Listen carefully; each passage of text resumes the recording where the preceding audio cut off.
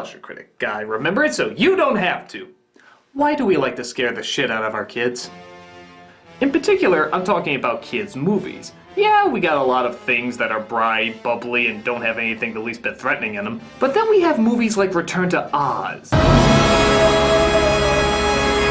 Coraline, You're going to stay here forever. Matilda, Would little Brucey come up here, please? and of course a countless amount from several Disney animated features. Da-da-da-da-da. Some of these films have warranted PG ratings, but others, mostly in Disney's case, still seem to get away with a G rating. Meaning scenes like this, or this,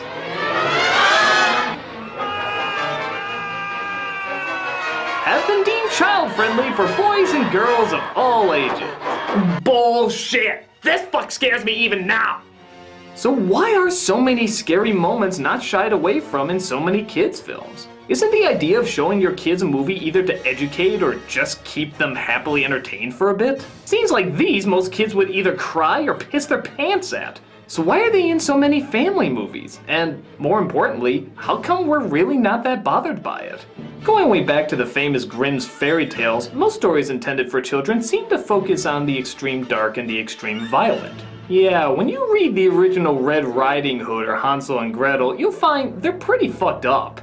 But at the very least, albeit in kind of a twisted way, they were used to scare many kids into remembering whatever life lesson it was trying to teach. Don't trust strangers, don't be too selfish, etc. So scaring kids to get a point across isn't anything new. While some claim that Disney's renditions of these fairy tales is what sucked out the harshness from future tellings of it, still take a look at some of this imagery from, say, Snow White, their first animated feature.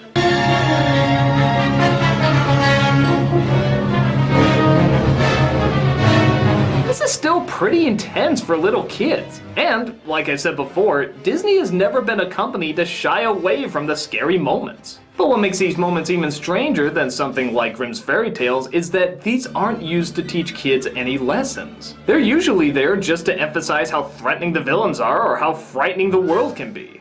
Hell, in some kids' movies, even that's not needed.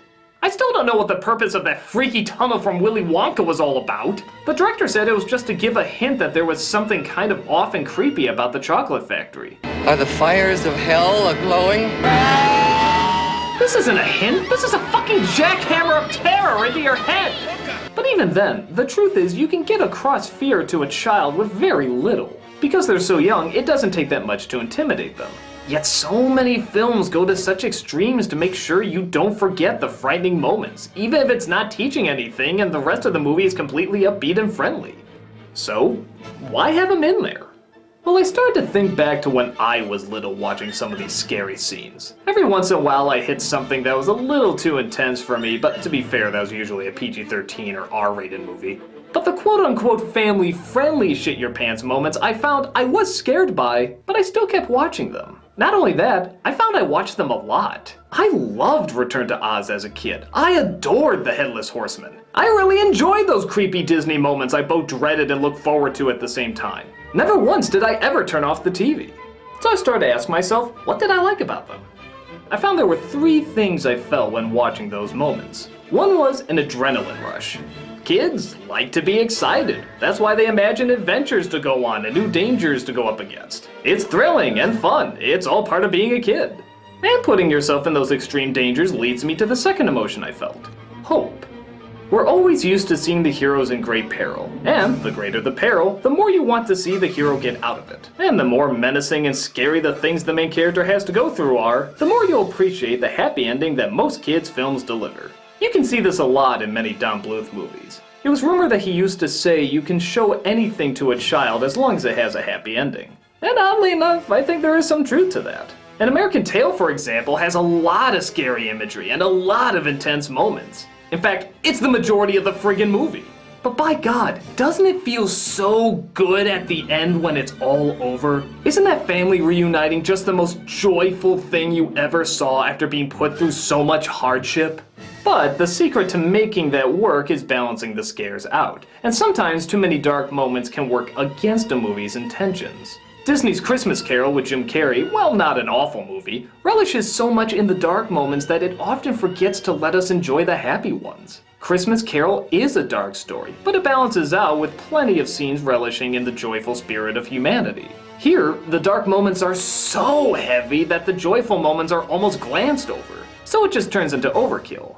Now something like Coraline, oddly enough, balances it out better because despite the character certainly having her selfish moments, we can see what a good-hearted soul she is and how much she loves her family and what they mean to her. And on top of that, there are plenty of upbeat, whimsical moments too. So even though it has many scary elements, it still delivers a pleasant but also intense experience. Even Fievel in American Tail. He's a very simple, positive, upbeat character. He's the one you follow and pulls you through all these tough, scary things you have to get by. And I guess that brings me to the final emotion I felt whenever I watched a scary moment as a kid, the appreciation of being challenged.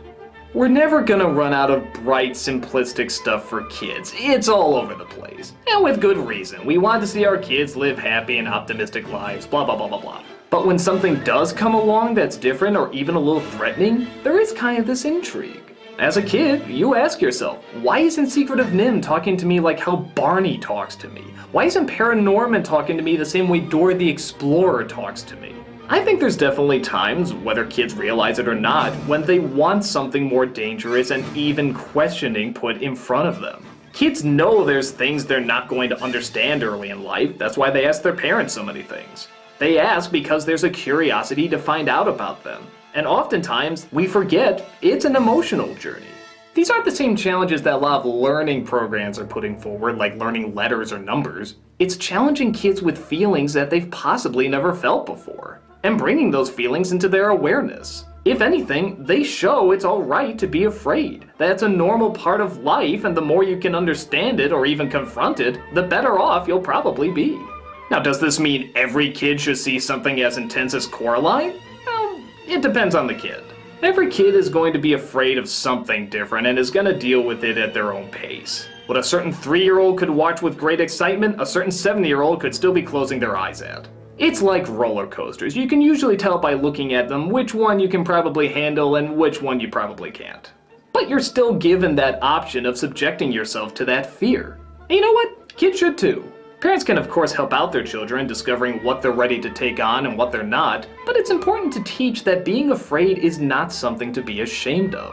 Scary moments are just another part of life, and how we deal with them is very, very important. Scares are healthy for children, as long as it's in moderation. They can be used to challenge, educate, and even strengthen. If we choose to keep all the fearsome, threatening things away from our kids, they'll never understand how the world works. So little scenes like this dropped in every once in a while, if carefully done, I think are actually very welcomed additions. They force kids to question without being paranoid, allowing them to be cautious without being terrified, making them realize that there are scary things in the world, but there's also a lot of good things too. So, as long as frightening moments is being done for one of those reasons, I personally say there's absolutely nothing wrong with scaring the shit out of your kids. Especially if we all know that these things are not going to scare us years later. I'm the Nostalgia Critic, I remember.